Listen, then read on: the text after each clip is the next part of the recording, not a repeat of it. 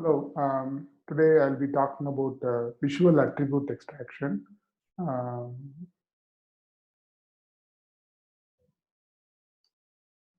so this is the papers we'll be surveying in this brief tutorial. Uh, we have grouped papers into 5 categories. Seminal, which are cited by following papers. In particular, we'll be talking about these 2 papers in block letters. Then multitask learning and also attention based. After that, um,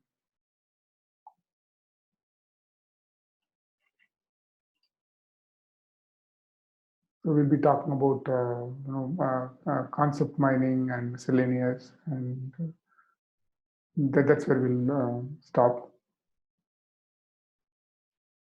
So what are these seminal works? Work by Liu et al. Landmark locations improve cloth recognitions. Attributes lead to better partition of clothing feature space. The dataset used in this deep fashion has 800K images, 4 to 8 landmarks per image, 50 fine-grained categories, and around 1,000 attributes. Clothing datasets are labeled either with semantic attributes like color, category, or texture, or locations, mass of cloths to tackle variations in style, texture, cutting, scenario, as well as occlusion or deformation. Deep learning structure pools or gates feature maps upon estimated landmark locations. Supervised by attribute labels, it learns more discriminative representations for class recognitions. Annotated dataset made available for public research is an order of magnitude more than prior art. Still, numbers of effective annotations for each task differs significantly based on label sparsity, and hence models can easily encounter overfitting or underfitting over the same number of iterations. Balancing such bias during training is an important issue. Next, we'll talk about Wang et al. This was a 2018 paper. So dependency grammar capturing kinematic relation and also grammar accounting for bilateral symmetry of clocks. Representation ability of fashion landmarks is leveraged to look for informative semantic parts of garments. Landmark aware attention towards functional cloth part, category driven attention, enhancing task related features. Training category driven attention filters out useless information so as to improve classification performance. Fashion grammar model injects high level human knowledge, for example, geometric relationships, to generate landmark aligned clothing features. So next, we'll talk about one multitask learning approach. Bridging low-level features and high-level categories is a challenge. Visual properties in images expressed in human language like color, pattern, and shape. Localized attributes describe one or many parts of an object. Knowledge transfer between target tasks helps recognize unseen classes. Semantic properties actually describe objects in visual recognition. Learning an object's attributes, that is, named properties, provides useful, detailed knowledge about it. So, modeling relationships of attributes which co-occur in the same image is a challenge. The legend is like the blue color is customer problem, orange is more like a technical challenge, and the green is a solution overview. The discriminative classifiers predict attributes with names, like using engineered features like SIFT and HOG combined with loss objective function. Naive bias, linear SCM are the kind of classifiers for across categories, not just within. So consistent alignment should occur between human query expressions and computer interpretations of query attribute phrases. Performance of undersampled classifiers may degrade if they are only trained on high-level labels without spatial information like bounded boxes. However, sharing visual knowledge can offset effects of lack of training samples. So what's the solution? CNN learns features from pixels through nonlinear mapping, multi-labeling or correlation-based learning besides object recognition. That helps learn groups of attribute models through multitasking with logistic regression loss function. When number of attributes is large, many CNN models are fine-tuned, each of which is dedicated to learning attribute-specific representations. These representations are used as off-the-shelf features along with a shared latent task matrix for later stages in multitask learning. Their training is frozen while optimizing the loss function. So next we'll talk about multitask curriculum transfer learning based approach. So the customer problem is slightly varied here. Attribute recognition in the wild. So that's the problem because poor lighting, cluttered scenes, unknown viewpoint, and lacking image details. The figure one shows clothing images of professional models in shops and the corresponding instances in the wild from the streets with significant changes in appearance and background clutter. So the technical challenges are like available labeled image data sizes are small, number of fine-grained attribute categories is limited. The transfer learning between source and target domains when both training data are weakly labeled at image level. The labels of web data are not consistent with human annotated attributes. Local or holistic requirements and manual annotation makes the approach less scalable. Cross-domain clothing attribute learning is thus a challenge due to cost of labeling annotations from different sources. Uh, so the solution over is to capture underlying correlation between different attributes with shared feature representations. Multi-stage learning principle, focusing on a simple task first, same as humans, before increasing learning difficulty level. In addition to attribute labels, cross-domain image pair relations are modeled for more effective adaptation. Multitask attribute feature learning is exploited instead of a common, fully connected layer for all attributes. So next, we'll slowly migrate to attention-based approaches. First is the task hour attention. So here, recognition, like the previous work, recognition in unconstrained street images, gap between visual appearance and customer intent. You need to, the images are defined with semantic label like color and color. So single or multi-label prediction, return only one or many classes, multitask, many in parallel. What are the technical challenges? So street images suffer from complex scenes and unknown noises, variations of cloths, that is appearance, deformation, style and texture, complicates search in fashion shopping, and information transfer in cross-domain prediction enables attribute learning and robust feature extraction.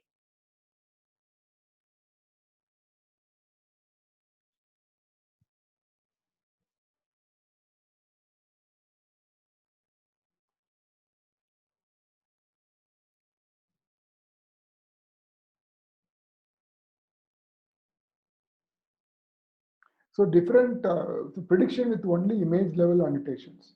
Attribute response is position sensitive. Spatial attention ignores relationships within different tasks. So because of that, it suffers interference from some irrelevant regions. So different spatial locations have various contributions to attributes. As an example, color attribute represents top middle region of image, whereas you know length of sleeve is on both sides.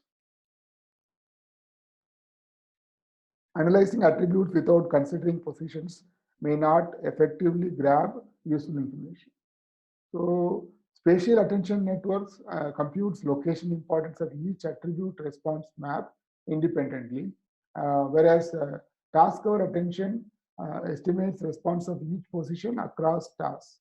So as an example, top left Cheyenne block of different attribute channels. So the curriculum learning strategy to for transfer of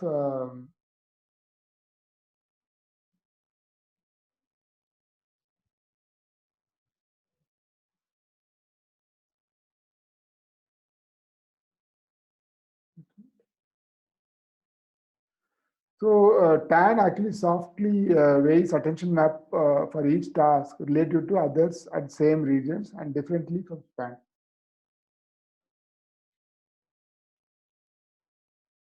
So curriculum learning strategy for transfer of well-trained, sharp domain attribute knowledge. So next is like a teacher-student network. So multi-label classification problem to determine if an image contains certain attributes, for example, colors and patterns.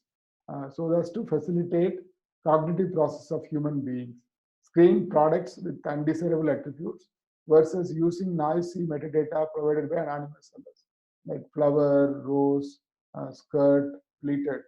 So single instance multi-attribute prediction problem. So predicting multiple simultaneously appearing attributes not necessarily related to visual similarity, rather than localizing interest regions is a matter of detection. So defining a class hierarchy is ambiguous here. The training data inevitably suffers from class imbalance, like pattern solid versus zebra, and label sparsity, leading to a lack of effective annotations. So human perception of an attribute is subjective with long tail distributions. Thus, even if total number of annotated images is large, models can suffer from extreme shortages of usable training data. So what's the solution? Learn representations using unlabeled images, distillation of multitask and semi-supervised learning, task-specific domain experts called feature networks with label MPD. Student network mimics distributions learn. So multi-teacher single student method proposed herein doesn't require domain-specific auxiliary supervision, such as landmarks, post detection, or text description for training. So next we talk about attentional bilinear networks. So here you need to distinguish images from many compositions, variety of styles at different clothing parts. So the solution is appearance, how to describe, and localization, where to look. What's the challenge? One branch baseline makes mistakes when two different items have same visual attribute at different locations. So differences between fashion products is subtle, like neckline styles, like crew neck, V-neck, boat neck. Localizing object parts like sleeve and belt accounts for post variation. Descriptor for visual image content should be robust to variations. For example, lighting, but be sensitive to attribute aspects, type of sleeves, as an example. So solution is to mimic two-stream visual processing of brain, deep CNN branch for fine-grained attributes, fully conventional branch for landmark information, attention to focus on important channels, compact bilinear pooling for stream interaction. So proposed network has two dedicated branches, one for providing part location information, other for providing attribute level descriptors. The output from two branches are then integrated by attention to generate image level representation. Co-attention mutually guides generation of channel weights for both branches. So next is hardware classification. This is more like the miscellaneous category, which we talked about originally. Mid-level semantic features for describing fashion items. It's useful in trend analysis, style learning, similar item retrieval, category or attribute recognition. So attributes are just typically used in computer vision tasks like image retrieval and describe fashion items. For example, skirt shown in upper plot of figure here with print texture and tribal style and A-line shape. So the challenge is that imbalanced data distribution. Samples are attributes with very few positive labels. Patterns in fashion images are highly diversified due to its non-rigid nature and abundant semantic depth. So over 1/5 of the attributes have fewer than 100 positive samples. 80% of the attributes has fewer than 1,000 positive samples. For example, many fashion images can be defined as party, such that a specific minority case may not be easy to learn from few tag samples.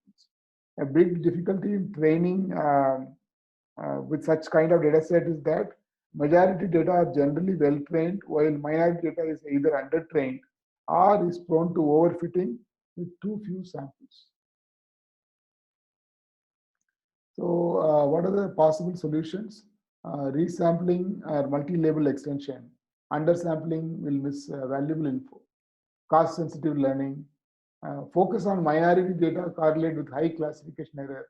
Majority data usually is already well trained. So, comparing average predicted probability for positive attributes versus number of positive labels helps estimate error probability by model as a metric to identify hard data. To make the best of this key metric in training, a solution is presented to back-propagate losses on each sample and each attribute weighted by the estimated errors. Synthetic complementary images are samples that surround but not overlap with real samples in feature space to train hard or minority attributes with times.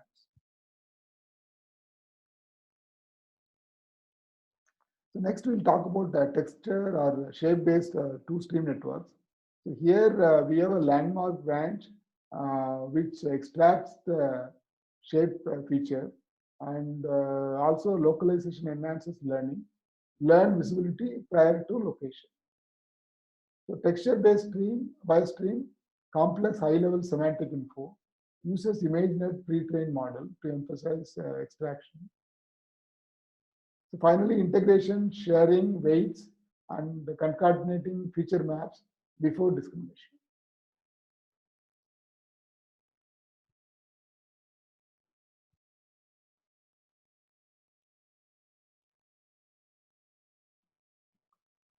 The next is self-attention or CNN. Representing elements from images helps analysis from diverse perspective. Variation in style or customer understanding, mannequin. So maximizing extract information from images is studied by representation learning. In lifestyle domain, clothing match rules and fashion image ranking are relevant problems. So coarse grained like shirt or coat, labeling, resource intensive, noise are the challenges. Common features for clothing classification include SIFT, HOG, histogram, and lab space. Extraction has three challenges, so it's hard to deal with by hard coding and algorithm. It heavily relies on experience of experts to give heuristic labels and is time consuming. Noise factors such as light changing, complex background, and promotion information affect extraction.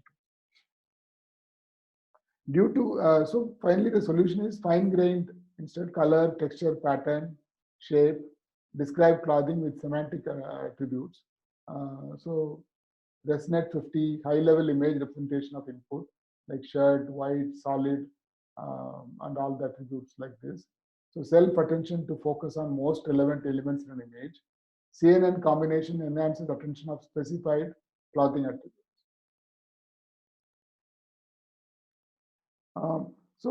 Classifying basic level categories in fine-grained classification, classifying basic level categories like t-shirts, pants, in-depth classification of attributes within the same category. That's a customer problem.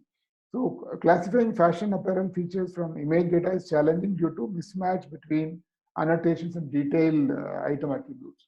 So localization of target items from an input image, detection of human key points, for example, point of shoulder, they are technical challenges. Solutions are like using semantic segmentation and a pre-trained CNN or bounding box. So some example like hem length, what is the fine grain classification? Floor length, evening, etc. Sleeve length, long, bracelet, hem type, aligned, straight, etc.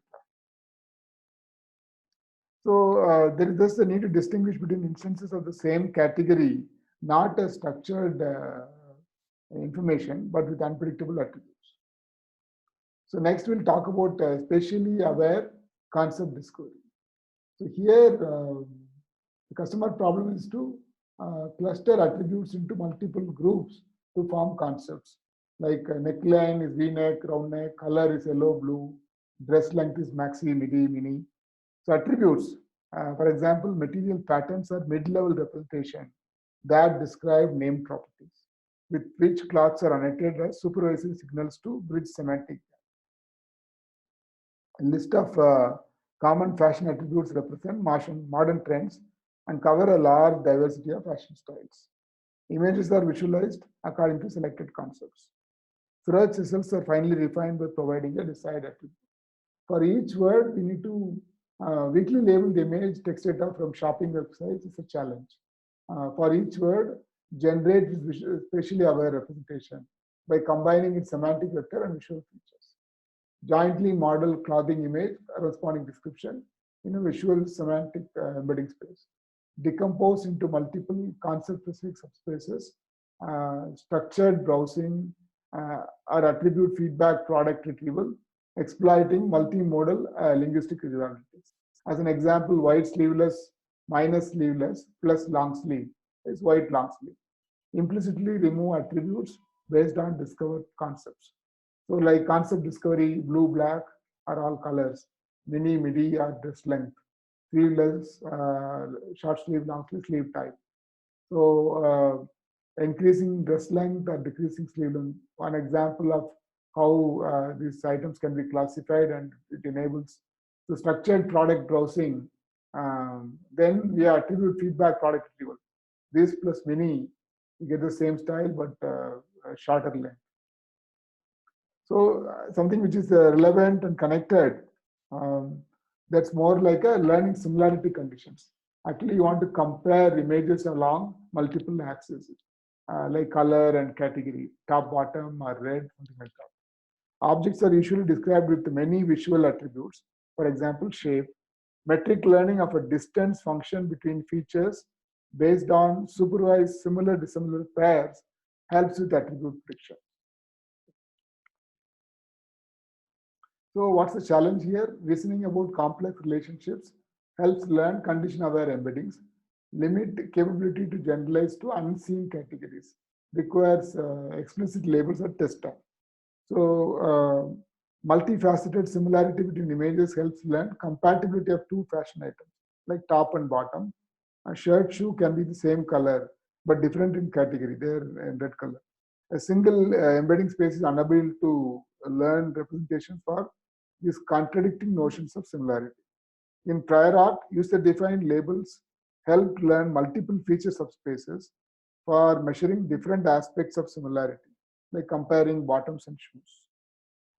So embedding network jointly learns representations instead for different similarity conditions, contributions as a latent variable without explicit supervision.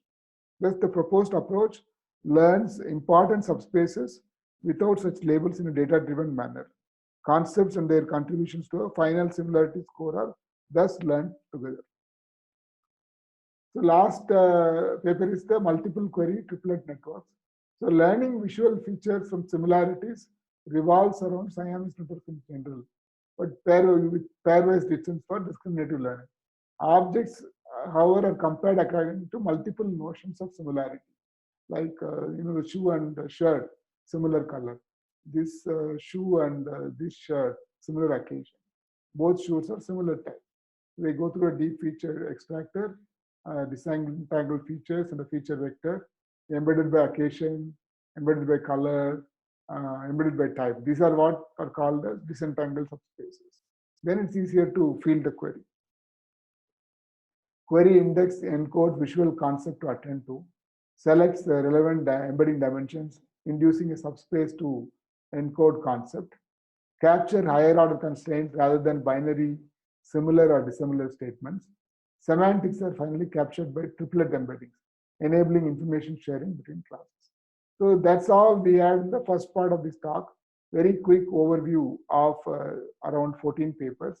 The next part we'll go into more qualitative analysis, some examples, and also conclude with the summary.